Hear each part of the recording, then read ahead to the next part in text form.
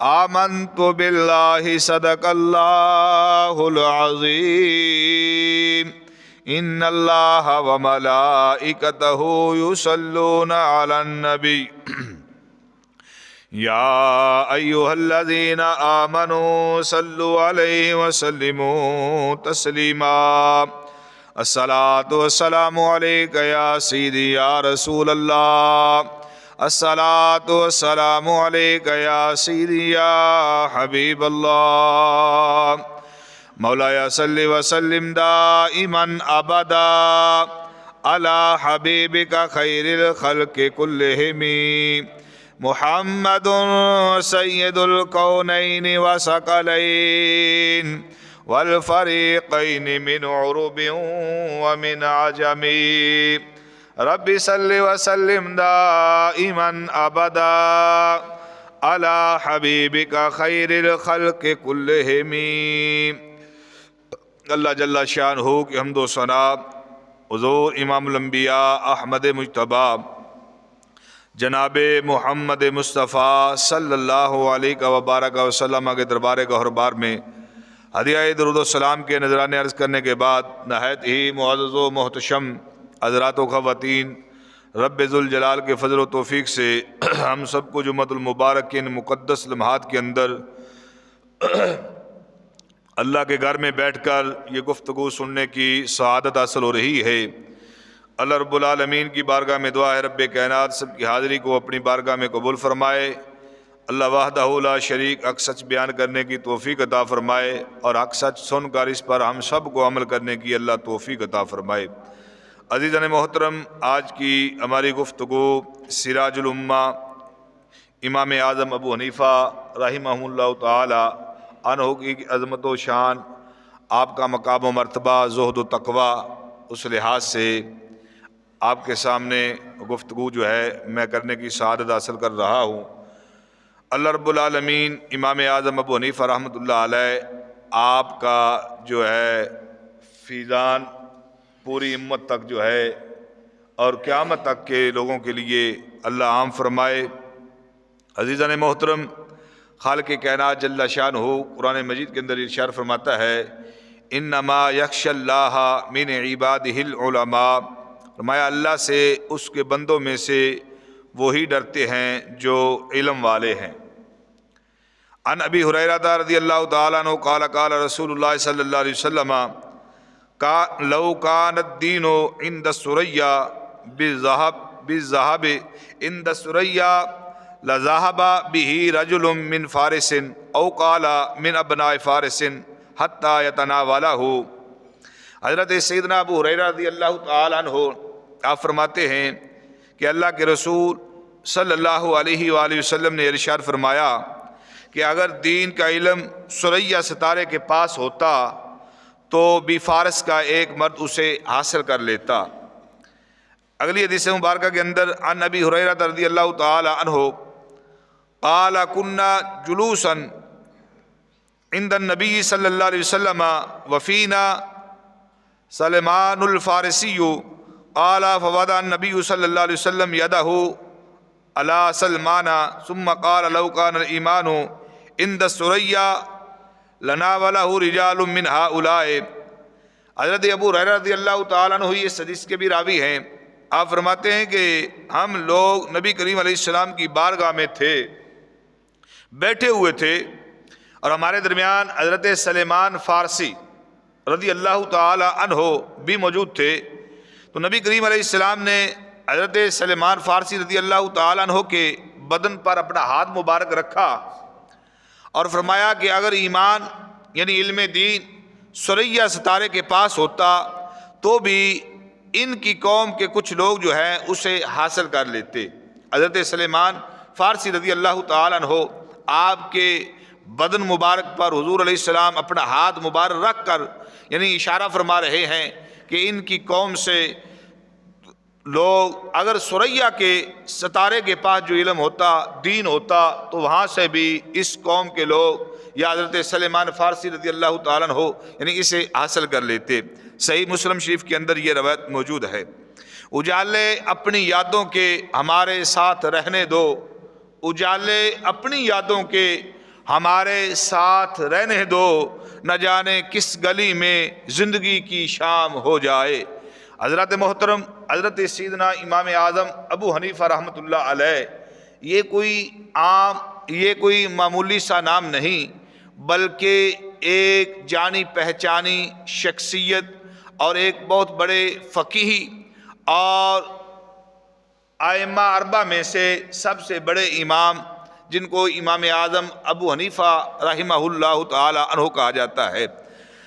تو آج سے تقریباً 1300 سال کے قریب ہو گیا عرصہ امام اعظم ابو حنیفہ رحمۃ اللہ علیہ کو وصال فرمائے ہوئے، مگر حضرت امام اعظم ابو حنیفہ رحمۃ اللہ علیہ آپ کا پرچم جو ہے علم کا آج بھی بلند ہے، اور دنیا کے کونے کونے میں قیامت تک جو ہے آپ کا فیضان جو ہے وہ جاری رہے گا۔ اعلی حضرت امام اہل سنت، امام مجدد دین و ملت، امام الشاہ رضا خان فاضل بریلوی رحمۃ اللہ علیہ، آپ فرماتے ہیں شافعی، مالک، احمد، امام حنیف، چار باغ امامت پہ لاکھوں سلام۔ امام اعظم ابو حنیفہ رحمۃ اللہ علیہ آپ کی پیدائش 80 ہجری کوفہ میں ہوئی۔ 80 ہجری یعنی زمانہ دیکھیں، بالکل نبی کریم علیہ السلام کے قریب قریب کا زمانہ ہے۔ 80 ہجری میں آپ کوفہ کے اندر جو ہے آپ کی ولادت باسعادت ہوتی ہے، اور آپ کا نام مبارک جو ہے وہ نعمان ہے۔ نعمان کنیت ابو حنیفہ اور لقب امام اعظم ہے۔ امام اعظم کا نسب جو ہے وہ آپ فارسی النسل، آپ فارس کے بادشاہ نوشیرواں کی اولاد میں سے ہیں۔ سلسلہ نسب اس طرح ہے: نعمان بن ثابت بن نعمان بن مرزبان بن ثابت بن قیس، اس طرح یعنی نوشیرواں بادشاہ جو ہو گزرا ہے اس کے ساتھ جا کے آپ کا نسب مل جاتا ہے۔ تو آپ کے دادا سب سے پہلے اسلام لائے۔ امام اعظم ابو حنیفہ رحمۃ اللہ علیہ کے دادا جان کا نام جو ہے بعض ائمہ نے نعمان لکھا ہے، اور بعض نے جو ہے آپ کا نام زوتی لکھا ہے۔ تو اس طرح آپ کا نام نعمان یعنی دادا کے نام پر بھی جو ہے بچوں کا نام جو ہے رکھا جا سکتا ہے۔ تو آپ کے دادا کا نام، آپ کا نام بھی نعمان ہوا، اور آپ کے دادا کا نام بھی ایک قول کے مطابق نعمان ہے۔ تو نعمان جو تھے وہ مشرف با اسلام ہو کر جو ہے کوفہ شہر میں بس گئے، یعنی کوفہ کے اندر آپ کے دادا انہوں نے اسلام قبول کیا اور کوفہ کے اندر جو ہے وہ رہتے تھے۔ تو مولا علی حضرت علی المرتضیٰ شیر خدا کرم اللہ تعالی وجہہ الکریم، آپ کی دعا سے کہ آپ کے جو دادا تھے وہ حضرت امام اعظم ابو حنیفہ کے دادا اپنے بیٹے حضرت ثابت، تو آپ کے والد گرامی پیدا ہوئے امام اعظم ابو حنیفہ کے، تو ان کو اٹھا کر حضرت امام اعظم ابو حنیفہ کے والد کو اٹھا کر حضرت مولا کائنات مشکل کشا علی المرتضیٰ رضی اللہ تعالی عنہ آپ کی بارگاہ میں لے گئے۔ جس وقت آپ کی خدمت میں آپ کے باپ کو آپ کے دادا اٹھا کے لے گئے، تو حضرت مولا علی شیر خدا رضی اللہ تعالیٰ عنہ نے اس بچے اور ان کی آنے والی اولاد کے لیے دعائے خیر فرمائی۔ یعنی حضرت مولا کائنات علی المرتضیٰ شیر خدا رضی اللہ تعالیٰ عنہ آپ امام اعظم ابو حنیفہ کے باپ کے لیے دعا فرما رہے ہیں، اور آگے ان کی آنے والی اولاد یعنی ان سے آگے پیدا ہونے والے امام اعظم ابو حنیفہ ہیں، ان کے لیے دعائے خیر فرمائی۔ اور اس دعا کا اثر یہ ظاہر ہوا کہ حضرت ثابت کے گھر امت کا سراج اور اتنا عظیم امام پیدا ہوا جن کو دنیا آج امام اعظم ابو حنیفہ رحمۃ اللہ علیہ کے نام سے یاد کرتی ہے۔ عزیزان گرامی، اللہ اکبر کبیرہ، یہ حضرت مولا کائنات مشکل کشا رضی اللہ تعالی عنہ کی دعا کا اثر ہے۔ حضرت امام اعظم ابو حنیفہ رحمۃ اللہ علیہ آپ کی صحابہ اکرام سے ملاقات جو ہے، چند صحابہ سے ملاقات ہوئی، تو علامہ ابن حجر مکی رحمۃ اللہ علیہ نے تصریح کی ہے کہ 8 صحابہ کرام رضی اللہ تعالیٰ عنہم آپ سے آپ کی ملاقات ہوئی ہے. بعض نے 22 لکھے ہیں، بعض نے 26 صحابہ کرام سے آپ کی ملاقات لکھی ہے. لیکن علامہ ابن حجر مکی رحمۃ اللہ علیہ آپ فرماتے ہیں کہ 8 صحابہ کرام جن سے حضرت امام اعظم ابو حنیفہ رحمۃ اللہ علیہ کی ملاقات جو ہے وہ ہوئی ہے، اور ان سے آگے احادیث کو بھی روایت کیا ہے. امام اعظم نے ان سے احادیث کو بھی نقل کیا ہے، نبی کریم علیہ السلام کے فرامین بھی آگے جو ہے ان کو روایت کیا ہے. تو عزیزان گرامی، اس لحاظ سے حضرت امام اعظم ابو حنیفہ رحمۃ اللہ علیہ تابعین میں شمار کیے جاتے ہیں، کہ آپ کا شمار تابعین کے اندر، یعنی آپ تابعی ہیں. تو حدیث مبارکہ کے اندر آتا ہے، نبی کریم علیہ السلام نے فرمایا، حدیث قدسی ہے، من یرید اللہ بہ خیر یفقہہ فی الدین، فرمایا جس کے ساتھ رب بھلائی کا ارادہ فرماتا ہے اس کو اللہ دین کا فقیہ بنا دیتا ہے. جس سے رب بھلائی کا ارادہ کرے تو خالق کائنات جل شانہ اس کو اپنے دین کا فقیہ، دین کی سمجھ بوجھ عطا فرماتا ہے. تو حدیث مبارکہ میں آپ کے متعلق بشارت بھی ہے.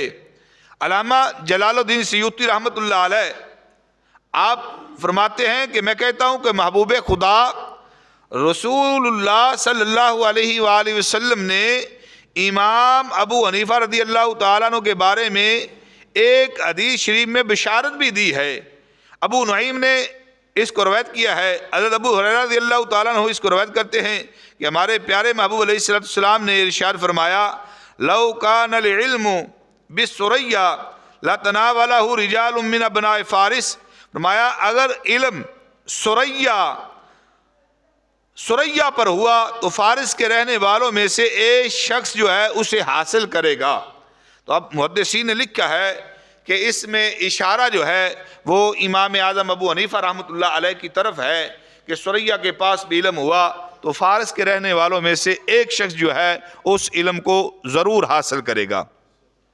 تو عزیزان گرامی، امام اعظم ابو حنیفہ رحمۃ اللہ علیہ، اب دیکھیے 4 بڑے ائمہ جو فقہا، ائمہ تو بہت زیادہ ہیں لیکن جن کی آگے فقہ چلتی ہے وہ امام اعظم ابو حنیفہ رحمۃ اللہ علیہ، امام مالک رحمۃ اللہ علیہ، امام احمد بن حنبل رحمۃ اللہ علیہ اور امام شافعی رحمۃ اللہ علیہ. یہ 4 بڑے امام ہیں، اور ان چاروں اماموں کے مصلی جو تھے وہ حرم کے اندر خانہ کعبہ جو ہے مسجد حرام میں بھی چاروں مصلی پڑے ہوئے تھے، اور مسجد نبوی شریف میں بھی یہ چاروں مصلی بچھے ہوئے تھے، تاکہ جو جس امام کا مقلد ہے وہ اس امام کے پیچھے جا کر اپنی نماز پڑھے. تو یہ تقریباً کچھ سال پہلے کی بات ہے کہ وہاں سے یہ چاروں مصلی اٹھا دیے گئے، ورنہ یہ چاروں مصلی جو تھے چاروں ائمہ کے وہاں جو ہیں موجود تھے. ایسے ہی نا حضرت صاحب. تو عزیزان گرامی، اب تراث شریف کے اندر حضرت شیخ عبدالحق محدث دہلوی رحمۃ اللہ علیہ آپ فرماتے ہیں کہ امام اعظم ابو حنیفہ رحمۃ اللہ علیہ کا ذکر جو ہے تورات کے اندر بھی موجود ہے. حضرت کعب بن احبار رضی اللہ تعالیٰ عنہ سے مروی ہے کہ اللہ رب العالمین نے فرمایا کہ محمد رسول اللہ صلی اللہ علیہ وآلہ وسلم کی امت میں ایک نور ہوگا جس کی کنیت ابو حنیفہ ہوگی. امام اعظم کے لقب سراج الامہ سے اس کی تائید ہوتی ہے. آگے میرا رب بہتر جانتا ہے، کتاب میں لکھا ہے، میں نے آپ کو بتا دیا کہ اب دیکھیں حضور علیہ السلام کو رب نے جو امت دی ہے، آقا کریم علیہ السلام کے غلاموں میں سے صحابہ اکرام، اب یہ دیکھیں، یہ بات ذہن میں رکھیں کہ صحابہ اکرام کا مقام و مرتبہ بہت زیادہ ہے، بہت بلند ہے، لیکن صحابہ سے آگے اس دین کو لے کر چلنے والے صحابہ کے غلاموں کو بھی اللہ نے بہت بڑا مقام و مرتبہ عطا فرمایا ہے. یہ سارے یہ فقہا یہ بھی صحابہ کے غلام ہیں، صحابہ اکرام تابعی ہیں تو یہ بھی صحابہ کے غلام ہیں. تو اب یہ نہیں کہ ہم ان کی عظمت کو بیان کر رہے ہیں تو کوئی یہ سمجھے کہ شاید یہ صحابہ سے معاذ اللہ بڑھ گئے. نہیں، یہ بات ذہن میں ہرگز نہیں آنے دینی کہ صحابہ اکرام تابعین جو ہیں وہ اگرچہ کروڑوں سال بھی عبادت کریں تو صحابہ اکرام رضوان اللہ علیہ مجمعین جو ہے ان کی ایک لمحے کی عبادت کے برابر بھی نہیں ہو سکتا. یہ ہمارا ایمان اور یہ ہمارا اہل سنت و جماعت کا عقیدہ ہے.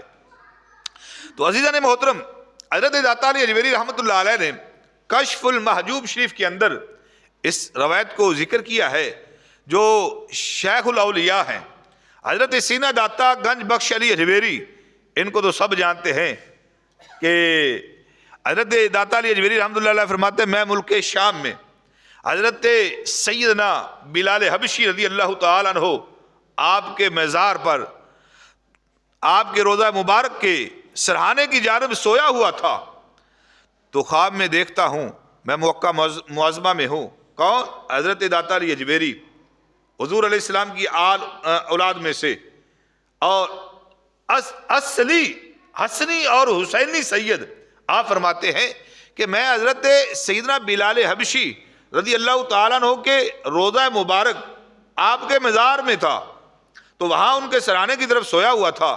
میں نے خواب دیکھا، خواب میں کیا دیکھتا ہوں کہ پیارے آقا کریم علیہ السلام جو ہیں وہ ایک بزرگ کو اپنی آغوش میں، اپنی گود مبارک میں لیے ہوئے باب بنی شیبہ میں تشریف لائے، تو میں دوڑ کر حضور کے قدموں میں گر گیا، نبی کریم علیہ السلام کے قدم مبارک کو میں نے جا کے بوسہ دیا۔ تو جب میں نے حضور علیہ السلام کے قدم مبارک کو بوسہ دیا تو میں متعجب اور حیران تھا کہ یہ آغوش مبارک میں کون ہے، حضور کی گود مبارک میں یہ کون ہے؟ تو جس وقت میں نے دل میں یہ خیال پیدا کیا، لوگ کہتے ہیں نا کہ ان کو تو دیواروں کے پیچھے کا پتہ نہیں، ہم کہتے ہیں وہ تمہارے کوئی نبی ایسے ہوں گے، ہمارے محبوب تو وہ ہیں جو دلوں کی حالتوں کو بھی جانتے ہیں کہ میرے غلاموں کے دلوں میں کیا بات ہے۔ آقا کریم علیہ السلام اب حضرت داتا علی اجمیری اور فرماتے ہیں دلوں پر نظر رکھنے والے، دلوں پر نظر رکھنے والے غیب دان رسول اللہ صلی اللہ علیہ وآلہ وسلم نے فرمایا کہ یہ تمہارے امام ابو حنیفہ ہے جو تمہارے ہی ملک کے بھی ہیں، یعنی تمہارے بھی امام ہیں اور تمہارے ملک کے بھی امام، تمہارے بھی امام، تمہارے ماننے والوں کے بھی امام۔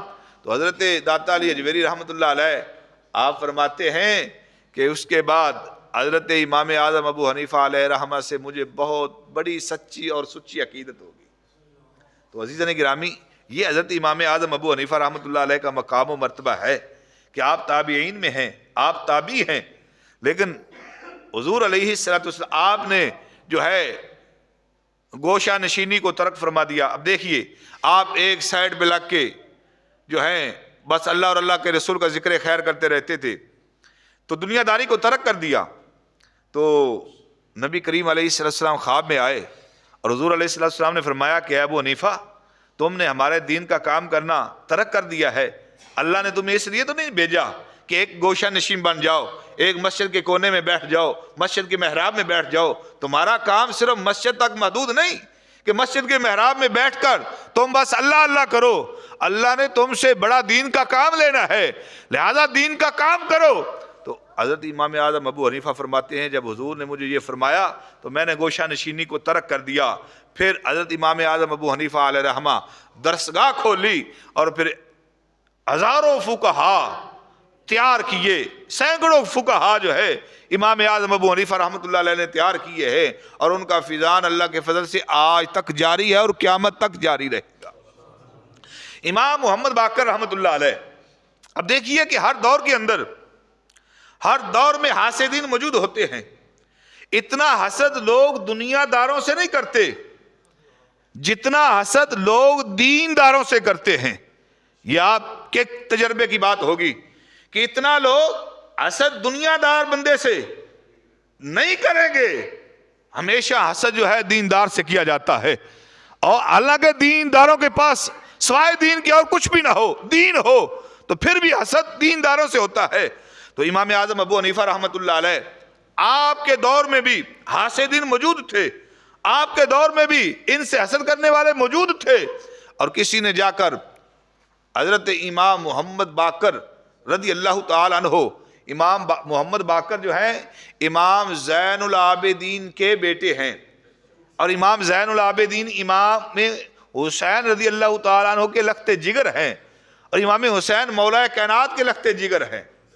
بات سمجھنی آسان ہو جائے تو امام محمد باقر رحمۃ اللہ علیہ آپ کو جا کر کسی نے امام اعظم ابو حنیفہ رحمۃ اللہ علیہ کے بارے میں حسد کرتے ہوئے جا کے بھڑکایا اور کہا کہ دیکھو تمہارے نانا کے دین کو امام ابو حنیفہ جو ہے ان کی حدیث کو بدل رہا ہے، ان کی حدیث کو جو ہے ترک کر دیتا ہے اور اپنے قیاس آرائیوں سے مسائل جو ہیں وہ نکال رہا ہے۔ جس وقت اب حضرت امام اعظم ابو حنیفہ رحمۃ اللہ علیہ فرماتے ہیں کہ میں جب مدینہ شریف میں گیا تو وہاں میری ملاقات حضرت امام محمد باقر رحمۃ اللہ علیہ سے رضی اللہ تعالیٰ عنہ سے ہوئی۔ جب ان سے میری ملاقات ہوئی تو انہوں نے فرمایا کہ آپ فرمانے لگے کہ اے ابو حنیفہ، میں نے سنا ہے کہ تم میرے نانا کی حدیث کو بدل رہے ہو، یا میرے نانا کی حدیث کو جو ہے وہ ان کو چھوڑ دیتے ہو اور اپنے قیاس سے مسائل کا استنباط کرتے ہو۔ عرض کی حضور بھلا ابو حنیفہ کی یہ ہمت کیسے ہو سکتی ہے کہ آپ کے نانا کی، یعنی اب یہاں سے یہ بھی پتہ چلتا ہے کہ اتنے بڑے وقت کے امام ہیں لیکن حضور کی آل کے بھی غلام ہیں، حضور کی آل کے بھی غلام ہیں۔ عرض کی حضور بھلا یہ کیسے ہو سکتا ہے کہ میں بھلا آپ کے نانا کے دین کو، ان کی حدیث کو ترک کروں اور اپنی قیاس سے مسائل کا استنباط کروں؟ عرض کی حضور میں ہرگز ایسا نہیں کرتا۔ آپ نے چند مسائل حضرت امام محمد باقر رحمۃ اللہ علیہ کی بارگاہ میں پیش کیے۔ عرض کی حضور آپ نے ان کا جواب دینا ہے اور پھر یہ دیکھنا ہے کہ میں نے ان کو بدلا ہے یا میں نے حدیث مبارکہ قرآن و حدیث کے مطابق عمل کرتے ہوئے میں نے ان کا استنباط کیا ہے، مسائل کو آگے لوگوں تک پہنچایا ہے، آگے قوم کو بڑھایا ہے، بتایا ہے، علماء کے سامنے ان کو بیان کیا جا رہا ہے۔ تو وہ کیا تھے؟ امام اعظم ابو حنیفہ رحمۃ اللہ علیہ، آپ نے بڑے ادب کے ساتھ جو ہے ان کی بارگاہ میں، جس طرح استاد کے سامنے شاگرد بیٹھتا ہے گھٹنوں ٹیک کر، ان کی بارگاہ میں بیٹھ کر عرض کرتے ہیں حضور آپ میں صرف 3 باتیں آپ سے دریافت کرنا چاہتا ہوں، 3 باتیں پوچھنا چاہتا ہوں، ان کا جواب آپ ارشاد فرما دیں۔ تو امام اعظم ابو حنیفہ علیہ رحمہ آپ نے عرض کی حضور آپ مجھے یہ بتائیں نماز افضل ہے یا روزہ افضل ہے؟ نماز افضل ہے یا روزہ افضل ہے؟ تو امام محمد باقر رحمۃ اللہ علیہ نے فرمایا نماز افضل ہے، نماز افضل ہے۔ تو امام ابو حنیفہ آپ عرض کرنے لگے کہ اگر میں قیاس کو حدیث پر ترجیح دیتا، میں قیاس کو، یہ علمی گفتگو ہے، توجہ سے سنیں گے تو سمجھ آئے گی بات، میں نے ایک بات کو ایک مرتبہ ہی دہرانا ہے، بار بار نہیں دہرانا۔ اگر حضور میں قیاس کو، یعنی قیاس ہوتا ہے کہ اپنے قیاس سے مسائل کا استنباط کرنا، اپنی رائے کو اگر میں حدیث پر ترجیح دیتا تو پھر میں حائضہ عورت پر نماز کی قضا ہونی چاہیے تھی نہ کہ روزے کی۔ نماز افضل ہے نا جی، نماز افضل ہے تو جو چیز افضل ہے، اب حائضہ عورت ہو، یعنی جس عورت کو حیض آ جائے، تو اب قیاس تو یہ چاہتا ہے کہ جو چیز افضل ہے قضا بھی اسی کی ہونی چاہیے۔ بات سمجھ آ گئی؟ قیاس یہ چاہتا ہے کہ جو چیز افضل ہے قضا اسی کی ہونی چاہیے۔ تو حضور قیاس، اگر میں قیاس کو ترجیح دیتا تو میں حیضہ عورت پر جو ہے وہ نماز کو، اس کی قضا کو جو ہے ضروری قرار دیتا، جبکہ میں نے نماز کو نہیں، بلکہ جس طرح حضور کی حدیث مبارکہ ہے کہ روزے کی قضا حیضہ عورت پر ہے، نماز کی قضا نہیں ہے۔ بات سمجھ آ گئی؟ دوسرا مسئلہ، حضور آپ مجھے یہ بتائیں پیشاب ناپاک ہے یا منی؟ تو امام محمد باقر رحمۃ اللہ علیہ نے فرمایا پیشاب زیادہ ناپاک ہے۔ آپ نے آج تک جو ہے منی کے بارے ہی سنا ہے، حالانکہ صحیح بخاری کے اندر یہ روایت موجود ہے کہ المنی طاہر، منی پاک ہے، لیکن اس کی وجہ ہے، آپ اس طرف نہ چلے جانا، وضاحت اگر کوئی پوچھے گا تو بتا دیں گے، لیکن عرض کی حضور مجھے آپ یہ بتائیں پیشاب زیادہ ناپاک ہے یا منی؟ تو امام محمد باقر رحمۃ اللہ علیہ آپ نے فرمایا کہ زیادہ پیشاب ناپاک ہے۔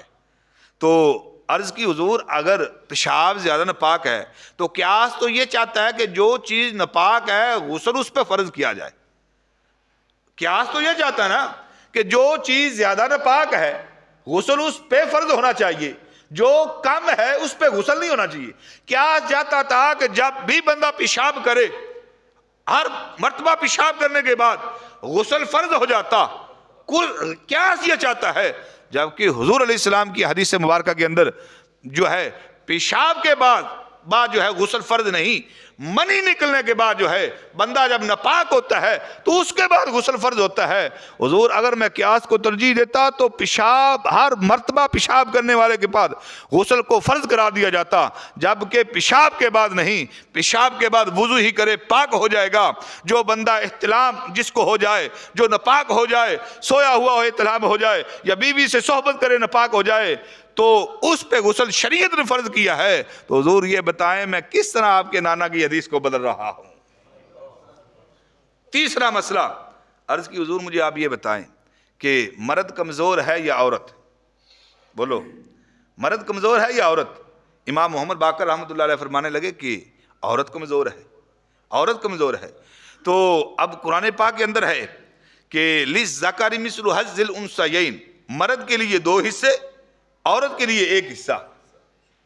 قرآن کے اندر، حدیث رسول اللہ کے اندر مرد کے لیے 2 حصے، عورت کے لیے 1 حصہ۔ اب عرض کی حضور مرد کمزور ہے کہ عورت؟ امام محمد باقر رحمۃ اللہ علیہ نے فرمایا کہ عورت کمزور ہے۔ فرمایا قیاس تو یہ چاہتا ہے نا کہ جو پھر کمزور ہے ڈبل حصہ اس کو دیا جائے۔ قیاس تو یہ چاہتا ہے کہ جو کمزور ہے اس کو ڈبل دو، عورت کمزور ہے ڈبل دو، مرد طاقتور ہے یہ تو کمائی کر لے گا، یہ تو کما لے گا، اس کو سنگل دو۔ قیاس تو یہ چاہتا ہے، لیکن حضور میں نے اپنے قیاس کو نہیں، میں نے رسول اللہ کی حدیث کو دیکھا، میں نے قرآن کو دیکھا۔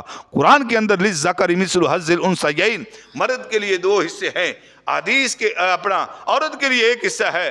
تو اے حضور میں نے آپ کے نانا کے دین کو بدلا نہیں، آپ خود فیصلہ فرمائیں کہ ابو حنیفہ آپ کے نانا کے دین کو بدل رہا ہے یا دین کو لے کر چل رہا ہے۔ اب امام محمد باقر رحمۃ اللہ علیہ اٹھے اور امام اعظم ابو حنیفہ کو اپنے سینے سے لگایا اور پیشانی پہ بوسہ دیا، فرمایا کہ یہ بعض حاسدین تھے جو تمہارے خلاف مجھے بھڑکا رہے تھے۔ تو عزیزان گرامی، دین والوں کے معاملے میں ہمیشہ لوگ جو ہے حاسدین حسد کرتے رہتے ہیں، تو بچنا چاہیے اس چیز سے۔ دین والوں سے حسد کر کے انسان اپنی دنیا بھی تباہ کرتا ہے اور اپنی آخرت کو بھی تباہ کر جاتا ہے۔ اب دیکھیے قیاس کیا ہے؟ قیاس حدیث سے ثابت ہے۔ حضرت امام اعظم ابو حنیفہ رحمۃ اللہ علیہ، یہ چاروں ائمہ انہوں نے قیاس کیا، تو قیاس حدیث سے ثابت ہے۔ اب یہ بھی حدیث مبارکہ کے اندر موجود ہے کہ حضرت معاذ بن جبل رضی اللہ تعالیٰ عنہ کو آقا کریم علیہ السلام نے یمن کا قاضی بنا کر بھیجا۔ جب یمن کا قاضی بنا کر بھیجنے لگے تو حضور نے فرمایا کہ اے معاذ بن جبل، مجھے یہ بتاؤ کہ اگر تمہارے پاس کوئی مسئلہ آ جائے، کوئی مسئلہ آئے تو تم اس کا فیصلہ کیسے کرو گے؟ عرض کی حضور میں قرآن سے دیکھ کر، قرآن میں دیکھوں گا۔ حضور نے فرمایا قرآن میں ہو اور تمہیں نہ ملے، قرآن میں ہو، کیونکہ قرآن کے اندر قیامت تک جو کچھ ہونے والا ہے، وَلَا رَطْبٍ وَلَا يَابِسٍ إِلَّا فِي كِتَابٍ مُبِينٍ، قرآن میں ہر تار اور خشک چیز کا ذکر موجود ہے۔ فرمایا اگر قرآن میں ہو تمہیں نہ ملے، عرض کی حضور پھر میں آپ کی حدیث کو دیکھوں گا۔ حضور نے فرمایا اگر میری حدیث سے بھی تمہیں نہ ملے تو پھر کیا کرو گے؟ تو عرض کی یا رسول اللہ صلی اللہ علیہ وسلم، اس وقت میں اجتہاد و قیاس سے کام لوں گا، اجتہاد قیاس سے کام لوں گا اور تلاش کرنے میں کوتاہی نہیں کروں گا۔ تو حضرت معاذ فرماتے ہیں جب یہ عرض کی تو آقا کریم علیہ السلام نے اپنا دست مبارک حضرت معاذ کے سینے پر مارا، سینے پر رکھا، فرمایا اللہ کا شکر ہے کہ اس نے اپنے رسول کے قاصد کو اس کام کی توفیق دی ہے جس سے اللہ کا رسول راضی ہے۔ یعنی پتہ چلا قرآن سے کوئی چیز نہ ملے، حدیث سے کوئی چیز نہ ملے، پھر قیاس آتا ہے۔ اب پہلے قرآن کو دیکھا جائے گا، کوئی بھی مسئلہ ہو قرآن کو دیکھو، قرآن سے تلاش کرو، قرآن سے نہ ملے حدیث رسول اللہ کو دیکھو، حدیث رسول اللہ سے نہ ملے تو پھر فقہا، ہماری بات نہیں، فقہا کو، مجتہدین کو حکم تھا، پھر وہ اپنے اجتہاد سے، اپنے قیاس سے جو ہے مسائل کا استنباط کرتے تھے اور مسائل نکالتے تھے، تو پھر بھی قرآن و حدیث سے وہ ٹکراتا نہیں تھا۔ یہ نہیں کہ قرآن و حدیث کے ساتھ جو ہے ان کا قیاس ٹکرا رہا ہو، فرمایا نہیں، حدیث کو دیکھ کر خبر وحد بھی حدیث مل جاتی تھی تو ائمہ تو خبر وحد کو لے لیتے تھے، اپنے قیاس کو ترک کر دیتے تھے۔ لیکن یہ عرض کر رہا ہوں کہ قیاس حدیث رسول اللہ سے ثابت ہے۔ عزیزان محترم، حضرت امام اعظم ابو حنیفہ علیہ رحمہ، امام عبد الوہاب رحمت اللہ علیہ اپنی کتاب میزان الکبریٰ کے اندر تحریر فرماتے ہیں کہ امام اعظم ابو حنیفہ اور امام ابو یوسف جو ہے امام اعظم کے شاگرد ہیں۔ اب یہ دونوں ہی بڑے کشف والے تھے، کشف والے۔ امام اعظم ابو حنیفہ رحمۃ اللہ کشف والے کیسے؟ مطلب یعنی کہ اللہ نے اتنا نور دیا ہوا تھا، اور ہے نا حدیث مبارکہ کے اندر اتقوا فراست المومن فإنه ينظر بنور اللہ، فرمایا مومن کی فراست سے بچو کہ وہ اللہ کے نور سے دیکھ رہا ہوتا ہے۔ مومن جو ہوتا ہے، بندہ مومن، اس کی فراست جو ہے، ہمارا عقیدہ یہ کیوں ہے کہ اللہ کے ولی جو ہیں، جب اللہ کے ولیوں کی بارگاہ میں جا کے بیٹھو تو اپنے دل پہ کنٹرول رکھو، کیونکہ اللہ کا ولی جو ہے وہ اپنے دل سے بھی دلوں کے بھید کو جانتا ہے۔ فرمایا کہ جب کسی عالم کے سامنے بیٹھو تو اپنی زبان کو بند رکھو، زبان پہ کنٹرول رکھو۔ فرمایا کہ اگر کوئی گفتگو تم بات کرو گے کسی عالم کے سامنے تو وہ تمہاری گفتگو کو فوراً جو ہے نوٹ کر کے، اگر وہ غلط ہے تو اس کا جواب فوراً تمہیں دے گا۔ لہذا علماء کے سامنے بندے کو اپنی زبان کنٹرول رکھنی چاہیے، اور اولیاء کے سامنے جو ہے بندے کو اپنے دل پر کنٹرول رکھنا چاہیے۔ تو عزیزان محترم، فرماتے ہیں کہ یہ امام اعظم ابو حنیفہ رحمۃ اللہ علیہ اور امام ابو یوسف رحمۃ اللہ علیہ یہ بڑے کشف والے تھے۔ جب لوگوں کے وضو کا دھون دیکھتے تو ان کے گناہوں کو پہچان لیتے تھے۔ اللہ اکبر کبیرہ، یعنی لوگ وضو کرتے تھے اور وضو سے وہ ٹپکا ہوا پانی جب گزر رہا ہوتا تھا تو امام اعظم ابو حنیفہ اور امام ابو یوسف اس پانی کو دیکھ کر بتا دیتے تھے کہ اس بندے نے فلاں گناہ کیا ہے، اس بندے نے فلاں گناہ کیا ہے۔ تو ایک مرتبہ، اللہ اکبر کبیرہ، یعنی کبیرہ اور صغیرہ گناہوں کا بھی پتہ چل جاتا تھا۔ ایک مرتبہ یہ ہے کہ اللہ اکبر کبیرہ، ایک بندہ وضو کر رہا تھا تو حضرت امام اعظم ابو حنیفہ رحمۃ اللہ علیہ نے اس کو دیکھا تو جامعہ مسجد کے حوض پر تشریف لے گئے۔ جو جوان وضو کر رہا تھا اس کا پانی جو گرا تو امام اعظم نے دیکھ کر اس جوان سے فرمایا، ہے بیٹے، ماں باپ کو ستانے سے توبہ کر لو، ماں باپ کو ستانے سے توبہ کر لو۔ تو اس نے فوراً توبہ کر لی، یعنی وہ جوان جو تھا وہ ماں باپ کو ستایا کرتا تھا، تو آپ نے دیکھ کر، پانی کو دیکھ کر فرما دیا اور اس نے فوراً توبہ کر لی۔ دوسرے کو دیکھ کے فرمایا کہ اے جوان تو زنا سے توبہ کر لے، اس نے بھی توبہ کر لی، اور پھر اس نے بتایا کہ واقعی میں زانی تھا۔ اور امام اعظم ابو حنیفہ نے دیکھ کر، اور ایک شخص کو دیکھ کر امام اعظم نے فرمایا کہ اے شخص کہ تو شراب پیتا ہے، شراب پینے اور لو لعاب کی چیزوں کے سننے سے توبہ کر۔ تو اس شخص نے فوراً توبہ کر لی۔ تو عزیزان محترم، اس طرح یعنی اللہ نے امام اعظم ابو حنیفہ رحمۃ اللہ علیہ کو یہ طاقت دی تھی، اتنی جو ہے بصیرت تھی کہ آپ ان کے وضو والے پانی کو دیکھ کر فرما دیا کرتے تھے کہ اس فلاں بندے نے یہ فلاں گناہ کیا ہے، فلاں بندے نے فلاں گناہ کیا ہے۔ بالآخر حضرت امام اعظم ابو حنیفہ رحمۃ اللہ علیہ کے بارے میں نے پڑھا کہ آپ نے اللہ کی بارگاہ میں عرض کی، مالک یہ چیز جو تو نے مجھے عطا فرمائی ہوئی ہے یہ مجھ سے واپس لے لے، کیونکہ میں تیرے بندوں کے عیب کو جو ہے وہ نہیں دیکھنا چاہتا، میں تیرے بندوں کے عیوب کو نہیں دیکھنا چاہتا، لہذا وہ چیز میں نے بڑھا کہ اللہ نے پھر وہ سلب کر لی۔ تو عزیزان محترم، حضرت امام اعظم ابو حنیفہ رحمۃ اللہ علیہ، اللہ اکبر، نگاہ ولایت کو دیکھو، نگاہ ولایت کیا ہے۔ ایک مرتبہ کا ذکر ہے کہ کچھ بچے گیند کھیل رہے تھے، گیند اتفاق سے حضرت امام اعظم ابو حنیفہ رحمہ کی مجلس میں آپ ہی کے سامنے آ گری۔ اب نگاہ ولایت کا کمال دیکھنا، آپ پڑھا رہے تھے اور آپ کے سامنے شاگرد بیٹھے ہوئے پڑھ رہے تھے۔ جب گیند آ کر آپ کے سامنے گری تو بچوں نے آپ کا جو خوف اور دبدبا تھا اس کی وجہ سے بچے آنے سے گریز کرنے لگے، اور ان بچوں میں سے ایک بچہ نڈر ہو کر، بے دھڑک ہو کر آیا اور گیند اٹھا کے واپس چلا گیا۔ جب وہ واپس چلا گیا، اب دیکھیے تذکرۃ الاولیاء کے اندر یہ واقعہ لکھا ہوا ہے، تو جب وہ دوڑ کر آیا، گیند اٹھا کے چلا گیا، تو امام اعظم جب آپ بڑھا کے فارغ ہوئے تو آپ نے فرمایا یہ لڑکا حرامی ہے، یہ لڑکا بولو حرامی ہے۔ کیوں؟ عرض کی حضور کیوں، کس طرح، آپ کو کیسا پتہ چل گیا؟ فرمایا اس میں حیا نہیں، اس میں ادب نہیں ہے۔ فرمایا جو جب معلومات کی گئی تو پتہ چلا واقعہ ہی وہ لڑکا حرامی تھا، واقعہ ہی حرامی تھا۔ یہاں سے بزرگوں نے لکھا ہے کہ بزرگوں کی بارگاہ کا جو بے ادب ہوتا ہے وہ ہمیشہ بے ادب، بزرگان دین کا، علماء کا بے ادب ہی حرامی بنتا ہے۔ جو حلالی ہوتا ہے وہ کبھی بھی اپنے بزرگوں کا اور اپنے علماء کا بے ادب نہیں ہوتا۔ اب دیکھیے امام اعظم ابو حنیفہ رحمۃ اللہ علیہ، آپ کا مناظرے والا، آپ نے مناظرے بھی کیے ہیں۔ آپ کے دور میں اب منقول ہے کہ ایک مرتبہ خدا کے منکروں نے، دہریے وہ خدا کے بھی منکر ہے، وہ کہتے ہیں کہ یہ نظام ایسے چل رہا ہے، اس نظام کو کوئی چلانے والا نہیں، دہریے، اب ان سے مناظرہ ہوا۔ اب انہوں نے کہا کہ اے امام ابو حنیفہ، آپ نے خدا کے وجود کو عقلی نہیں، عقلی دلائل سے ثابت کرنا ہے، عقلی دلائل دینے ہیں۔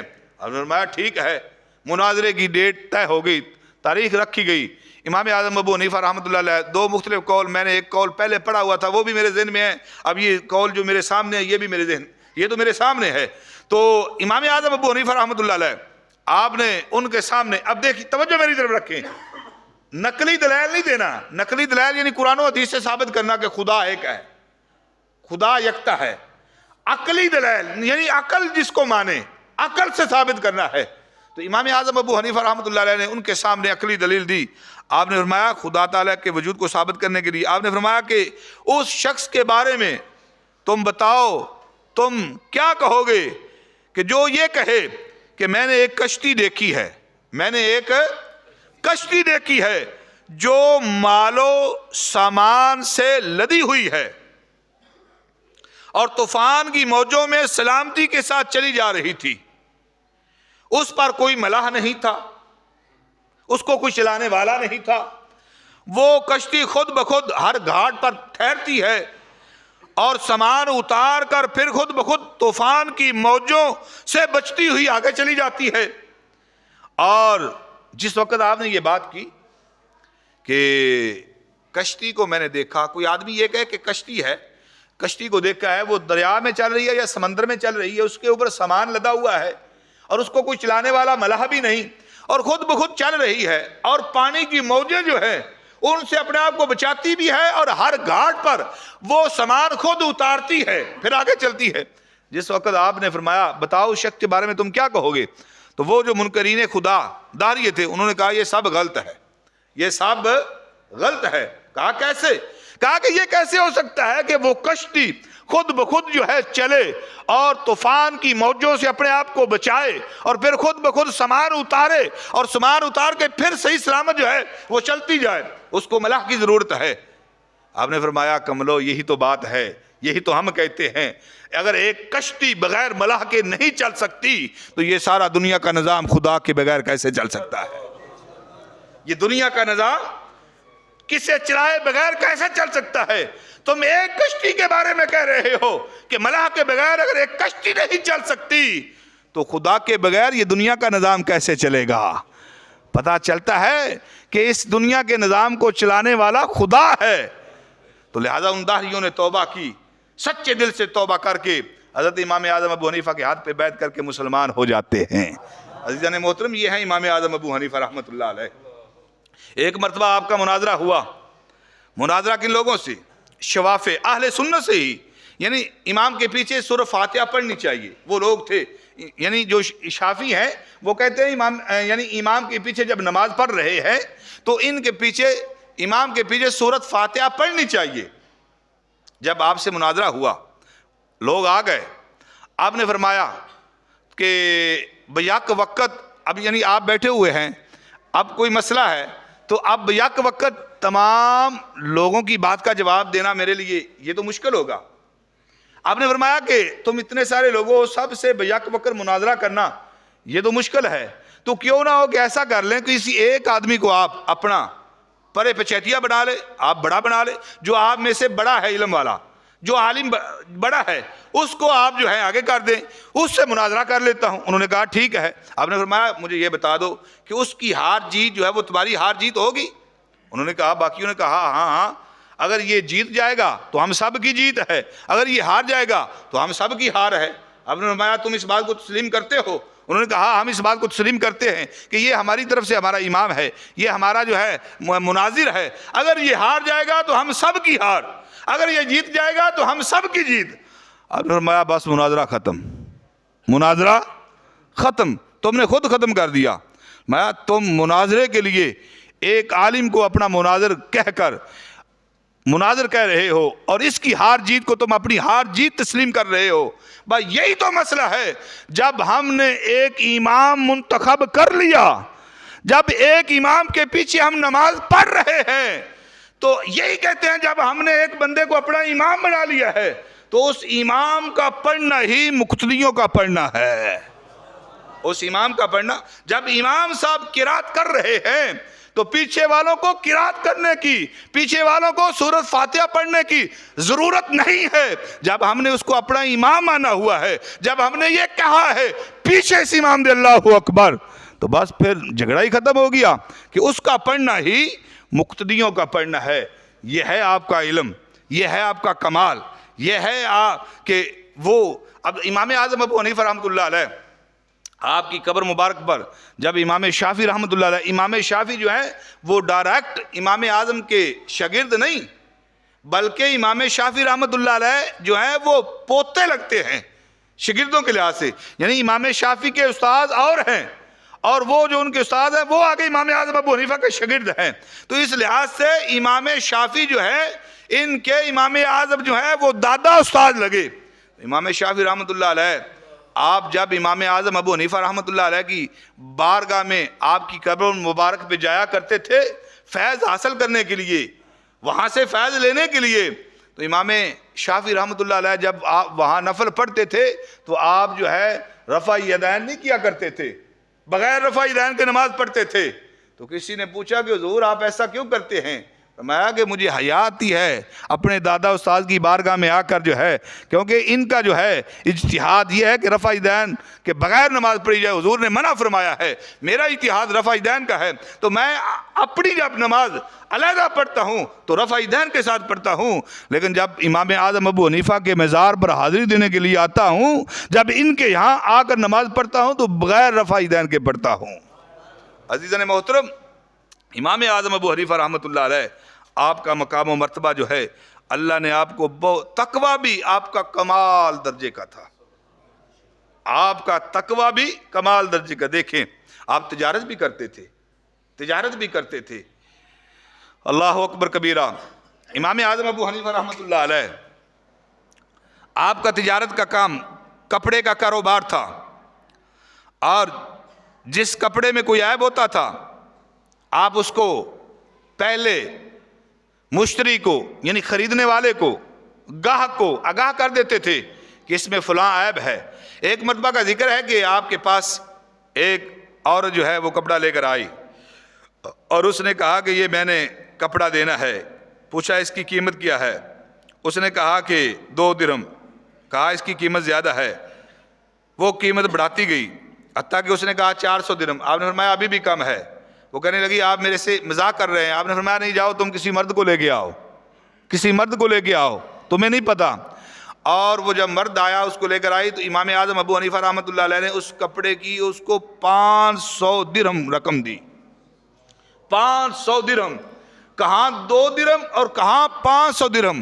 یہ ہے آپ کا تقوی، آپ نے لوٹ مار نہیں کی کہ عورت ہے چلو ٹھیک ہے دا لگتا ہے لگا لیتے ہیں، نہیں، بلکہ 500 درہم اس کی قیمت تھی، تو امام اعظم ابو حنیفہ رحمۃ اللہ علیہ نے 500 درہم اس کی قیمت ادا کی۔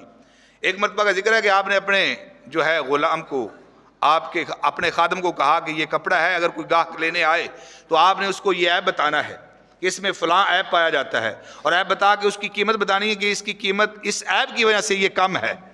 تو آپ کہیں کام کے لیے چلے گئے، نکل گئے، تو پیچھے خادم نے، وہ اپنا دکاندار نے، کام کاج کرنے والے نوکر نے وہ کپڑا بیچ دیا، لیکن عیب بتانا بھول گئے، عیب نہ بتایا۔